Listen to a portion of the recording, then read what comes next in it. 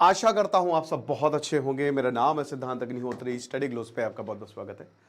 दोस्तों, बहुत ही एक्सप्लोसिव, मेरे ख्याल में 2-3 महीने में मैंने इतना एक्सप्लोसिव इंटरव्यू नहीं देखा। एएनआई, भैया नाम लेने से थोड़ा हम कतराएंगे कुछ वीडियो ने कुछ नहीं डाला मैंने, लेकिन एएनआई ने जॉन कैरियाको, जो कि सीआईए के अफसर थे, उनका एक इंटरव्यू लिया है। ठीक है, अब वो 57 मिनट का इंटरव्यू है, मैंने पूरा देखा। आप देखें ना देखें ये आपकी चॉइस है, लेकिन मैं आपको यहां पे पूरी समरी बताता हूं। ठीक है, आप वैसे देखें, काफी शानदार इंटरव्यू है। तो बात करेंगे कि कैसे परवेज मुशर्रफ से लेकर बेनजीर भुट्टो से लेकर न्यूक्लियर प्रोग्राम कैसे कभी पाकिस्तान नहीं जीत सकता, 2002 में क्या होने वाला था, 26/11 एवरीथिंग इन्होंने जो बात करी है ना, आपका दिमाग उड़ जाएगा। आप देखिए क्या क्या बोला है यहां पे जॉन कैरियाको, मतलब सुनिए और देखिए भी। लेकिन चाणक्य नीति का ये बहुत ही शानदार कोर्स दोस्तों, आज आखिरी दिन है। 300 रुपए का भी ये कोर्स मिल रहा है। बहुत लंबे समय बाद हमने सेल निकाली है, 500 के करीब वर्सेस, तो डिस्क्रिप्शन कमेंट में लिंक है। दोस्तों, कैरियाको जो है उन्होंने कुछ बताया है। ठीक है, तो पहले मैं एक काम करता हूं, ठीक है ये पीपीटी है, कोई प्रॉब्लम नहीं है। पहले अपने बारे में इंट्रोड्यूस करते हैं, ये कौन है। तो ये एक फॉर्मर सीआईए ऑफिसर है जो कि 15 साल इन्होंने सीआईए के लिए काम किया।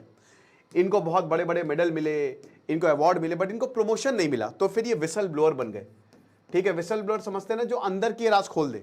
और बेटा, इंटेलिजेंस एजेंसी का अगर कोई विसल ब्लोअर बन जाए तो समझ लीजिए क्या क्या हो सकता है। हालांकि इसमें भी स्ट्रैटेजिक रिस्ट्रेंट बरतते हैं। वाह क्या वर्ड है, वैसे ही देशों के लिए यूज होता है। तो ये काउंटर टेररिज्म ऑपरेशन पाकिस्तान 2001 में 2001 में जो पाकिस्तान ने ऑपरेशन लॉन्च किया था कि कुछ भी करके ढूंढना है हमको ओसामा बिन लादेन को, तो उस पे ये काम कर रहे थे। अब इन्होंने बहुत सारी बातें बताई, इन्होंने 8 किताबें भी लिखी हैं, बहुत कुछ लिखा है। तो क्या क्या इन्होंने बोला है, तो सबसे पहले तो ये इंट्रोडक्शन अपने आप को इंट्रोड्यूस करते कि मैं कौन हूं। उसके बाद अबू जुबैदा पे बात होती है कि अबू जुबैदा कौन था, कैसे इसको ढूंढा, वो हमारे मतलब का नहीं है। फिर ये बात करते हैं, अलकायदा की बात करते हैं कि कितना खतरनाक जो है वो अलकायदा है, और अलकायदा जो है किस तरीके से तोरा बोरा माउंटेन में जब हमने बॉम्बिंग की तो ओसामा बिन लादेन लड़कियों के कपड़े पहन के भागा, ये सारी बातें बोलते हैं। फिर उसके बाद ये आईएसआई की बात करते हैं। आईएसआई की बात करते हैं तो ये 2 आईएसआई के बारे में बताते हैं कि 2 पैरेलल आईएसआई। एक आईएसआई जो है वो हीरो है, मतलब वो यूके से पढ़ के आए हैं, अमेरिका ने ट्रेन किया है, एफबीआई ने स्पॉन्सर किया है, और वो अपनी जान तक दे देंगे अपने देश के लिए। वो देश की प्रगति चाहते, मतलब पाकिस्तान की प्रगति चाहते हैं। दूसरा आईएसआई बता रहे हैं कि वो दाढ़ी मूंछ का आईएसआई है, दाढ़ी वाला आईएसआई, जो बहुत ही ज्यादा कट्टर है। हम अगर ऑफिस में जाते थे तो हमको बहुत ही ऐसी नजर से देखते कि कौन आ गया। वो आईएसआई है जो आतंकवाद को प्रमोट करता है, वो आईएसआई है जो दुनिया का खात्मा चाहता है। तो ये उस आईएसआई की बात करते हैं, राइट। तो ये चीज है। अब उसके बाद बताते हैं कि फिर जो अलग अलग ऑपरेशन इन्होंने किए, तो वो बताते हैं। अब ये बताते हैं कि भाई देखो क्या है ना, कि हमने पाकिस्तान को जबरदस्त पैसा दिया, और हमने पाकिस्तान, मतलब उस समय परवेज मुशर्रफ था, तो परवेज मुशर्रफ को हमने खरीद लिया था लिटरली। क्योंकि देखिए, हम पाकिस्तान को पैसा दे रहा था, और वॉशिंगटन की स्ट्रैटेजी थी कि जितना हो सके पाकिस्तान को पैसा दो, क्योंकि हमको पाकिस्तान चाहिए था। हमारे आर्मी, हमारे इंटेलिजेंस ऑपरेटिव हर जगह थे। हमारे इंटेलिजेंस ऑपरेटिव पेशावर में थे, हमारे क्वेटा में थे, मतलब बलूचिस्तान में, इस्लामाबाद में थे। तो उसके लिए भाई पाकिस्तान ने लिटरली अपने आप को बेच दिया, ये कहते हैं। और we have purchased forward Pakistan president Pervez Musharraf, हमने खरीद लिया, और जबरदस्त मिलिट्री और इकोनॉमिक एड हमने दी थी। और अमेरिका का यही था कि भूल जाओ, हमने जो भारत के ऊपर टेररिज्म था उस पर ध्यान हटा लिया, क्योंकि हमारा नेशनल इंटरेस्ट ये था कि कुछ भी करके अलकायदा को पकड़ो, ये चीज है। तो ये साफ साफ बोला। लेकिन दोस्तों, यहां पे बताते हैं कि परवेज मुशर्रफ की पॉलिसी कुछ और थी। वो भले ही हमारी बात मान रहे थे, लेकिन जो पाकिस्तान की आर्मी थी, दे केयर्ड अबाउट इंडिया, वो भारत पे हमला करना चाहती थी। वो, उनको हमसे कोई मतलब नहीं था, और हमको जो है इंडिया से कोई, इंडिया पे टेररिज्म पे कोई मतलब नहीं था।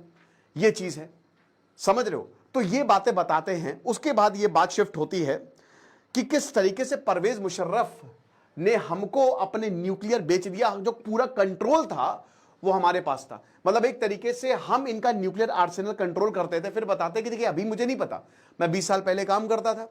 अगर अभी भी देखिए, वैसे तो अमेरिका जो है, अमेरिका के पास न्यूक्लियर आर्सेनल है, ठीक है। और अमेरिका जो है वो कहता है कि पाकिस्तान का क्या जो न्यूक्लियर प्रोग्राम है, क्या पाकिस्तान कंट्रोल करता है? क्या पाकिस्तान जो है, मतलब पाकिस्तान का न्यूक्लियर प्रोग्राम क्या अमेरिका कंट्रोल करता है? इस बात पे ये बोलते कि अभी मुझे नहीं पता, और अगर ऐसा है, मान लीजिए अगर अमेरिका कंट्रोल नहीं कर रहा है तो ये बहुत ही चिंताजनक है, ये डेंजरस है पूरी दुनिया के लिए, क्योंकि न्यूक्लियर ब्लैकमेलिंग करता है। और पाकिस्तान में कब जो है तख्ता पलट हो जाए, क्योंकि ये साफ साफ बोलते हैं कि यहाँ के जो लीडर्स हैं वो पॉजिटिव नहीं, वो फॉरवर्ड नहीं है, यहाँ के लीडर्स बिकाऊ हैं, पैसा देके सब बिकता है। बेनजीर भुट्टो का ऐसा खतरनाक एग्जाम्पल देते हैं, बताते हैं कि बेनजीर भुट्टो जो है जब वो एग्जाइल में थी तो सऊदी में रहती थी, तो बेनजीर भुट्टो के पास इतनी सारी गाड़ियां थी, बेंटली की बेंटली। वो कहती हैं कि अब अगर एक और बेंटली तुम अपने हस्बैंड से, आसिफ अली जरदारी से लेके आए ना तो तुम्हारे जान ले लूंगी मैं। तो वो बोलते हैं कि मुझे इतना बेकार लगा कि भाई तुमको शर्म नहीं आती, पाकिस्तान में जो लोग हैं जूते तक नहीं है उनके पास पहनने के लिए, खाना तक नहीं है, और तुम इतनी लैविश लाइफ जी रहे हो, इतना पैसा है तुम्हारे पास कि बेंटली पे झगड़ा हो रहा है। कह रहे थे कि इतनी, इस लेवल पे करप्शन होता है हर जगह, लेकिन इस लेवल पे करप्शन और ऐसा चूरन देना, ये बताते हैं कि जो पाकिस्तान के लीडर्स हैं वो निहायती अमीर हैं, इतने अमीर हैं क्योंकि बहुत पैसा फेंकता है अमेरिका, इतना पैसा देता है कि आप सोच भी नहीं सकते, ये चीज है। और न्यूक्लियर आर्सेनल की बात करें तो अब्दुल कादिर खान, AQ खान की बात करते हैं। अब जब ये AQ खान की बात करते हैं तो ये बताते हैं कि देखो अब्दुल कादिर खान, हमको पता था कि वो कहां रहता है, हम उसको जाके मार भी सकते थे, लेकिन हमको सऊदी ने मना किया था, यानी कि एक तरीके से सऊदी का हस्तक्षेप है पाकिस्तान की राजनीति में। अब क्यों मना किया था? क्योंकि आपको पता है कि सऊदी ने पाकिस्तान को न्यूक्लियर, पूरा जो उनका न्यूक्लियर प्रोग्राम है वो सऊदी ने दिया, तो हमको सब पता था वो कहां रहता है, लेकिन सऊदी ने बोला कि यार प्लीज उसको मत मारो। और सऊदी अमेरिका के रिलेशन की बात करते हैं, सऊदी अमेरिका के रिलेशन के लिए बोलते हैं कि जो सऊदी अमेरिका के रिलेशन है ना वो निहायती वाहियात है, सऊदी को कोई मतलब नहीं हमसे। बात यह है कि अमेरिका जो है, अमेरिका के पास शेल ऑयल है, वो अगले 500 सालों तक चलेगा, हमको किसी से तेल खरीदने की जरूरत नहीं है, लेकिन हम सऊदी से इसलिए तेल खरीदते हैं कि रिश्ता बना रहे, अच्छे रिश्ते रहे, तो हम उनसे तेल खरीदते हैं, वो हमसे हथियार खरीदते हैं, और हमारी जो फोर्सेस है वहां पे है। ये अपना एक किस्सा बताते कि एक बार मैं गया वहां पे, मैं ऑफिस था एम्बेसी जहां पे वो पूरा क्वार्टर था, तो थोड़ा सा 2 ब्लॉक दूर थी एम्बेसी, तो वहां पे एक सऊदी का ही ऑफिशियल था, उसको मैंने बोला सलाम वालेकुम, उसने जवाब नहीं दिया। अगले दिन बोला मैंने सलाम वालेकुम, उससे जवाब नहीं दिया।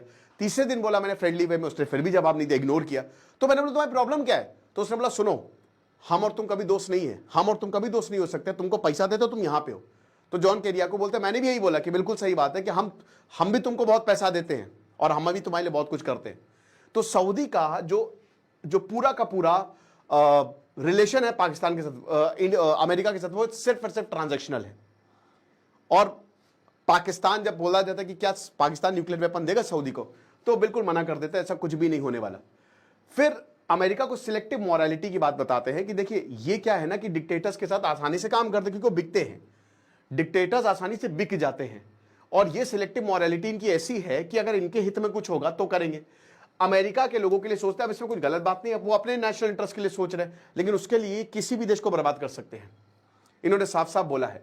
और अच्छा, पाकिस्तान भी यही करता है। पाकिस्तान में परवेज मुशर्रफ का ये एक और किस्सा बताते हैं, एक तो कैसे ये न्यूक्लियर वेपन इन्होंने पूरे के पूरे वॉशिंगटन को दे दिए, और उसके बाद ये बताते हैं कि देखिए जब आप डिक्टेटर्स के साथ काम करते हैं तो आपको पब्लिक ओपिनियन की कोई पड़ी नहीं है। तो परवेज मुशर्रफ जब एक टाइम पे बहुत गुस्सा इनके ऊपर बढ़ने लगा, तो परवेज मुशर्रफ ने ओपनली बोला था कि हम अमेरिका के ऊपर सारा ठीक राह फोड़ेंगे, आपको कोई प्रॉब्लम तो नहीं है।